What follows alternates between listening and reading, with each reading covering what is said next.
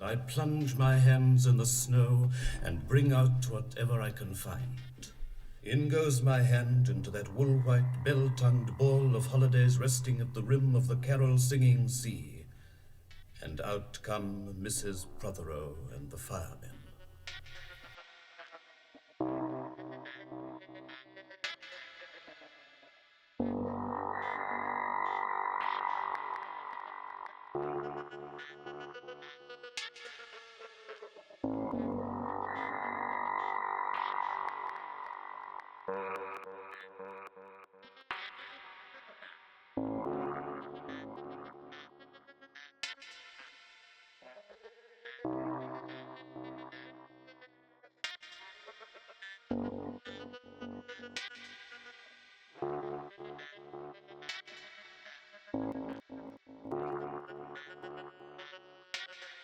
It was on the afternoon of the day of Christmas Eve, and I was in Mrs. Protheroe's garden, waiting for Cats with her son Jim.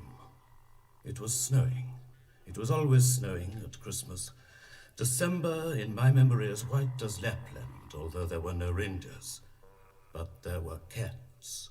Patient, cold, and callous, our hands wrapped in socks, we waited to snowball the cats. Sleek and long as jaguars and horrible whiskered, spitting and snarling, they would slide and sidle over the white back garden walls, and the lynx-eyed hunters, Jim and I, fur-capped and moccasined trappers from Hudson Bay off Mumbles Road, would hurl our deadly snowballs at the green of their eyes. The wise cats never appeared.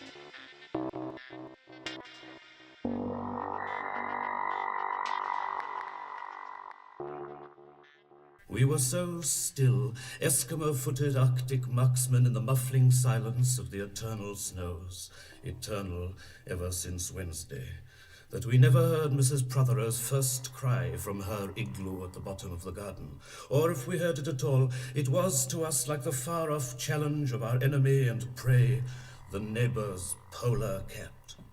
But soon the voice grew louder. "Fire!" cried Mrs. Protheroe, and she beat the dinner gong.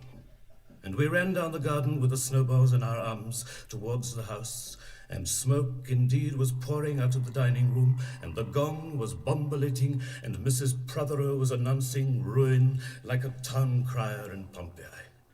This was better than all the cats in Wales standing on the wall in a row. We bounded into the house laden with snowballs and stopped at the open door of the smoke-filled room. Something was burning, all right. Perhaps it was Mr. Protheroe, who always slept there after midday dinner with a newspaper over his face. But he was standing in the middle of the room saying, "A fine Christmas," and smacking at the smoke with a slipper.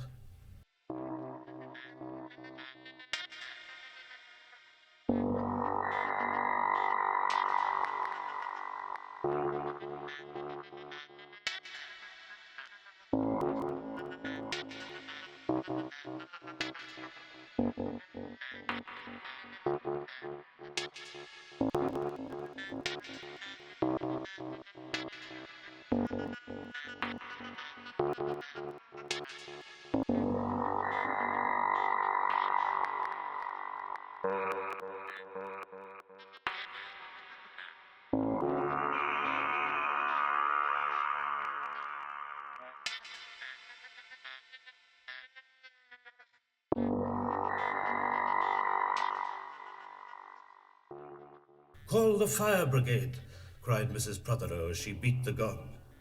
They won't be here, said Mr. Protheroe. It's Christmas. There was no fire to be seen, only clouds of smoke, and Mr. Protheroe standing in the middle of them, waving his slipper as though he were conducting. Do something, he said, and we threw all our snowballs into the smoke.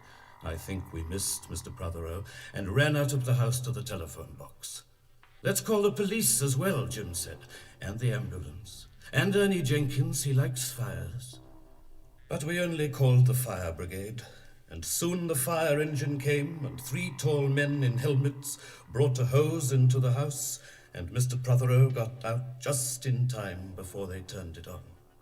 Nobody could have had a noisier Christmas Eve. And when the firemen turned off the hose and were standing in the wet, smoky room, Jim's aunt, Miss Protheroe, came downstairs and peered in at them. Jim and I waited very quietly to hear what she would say to them. She said the right thing, always.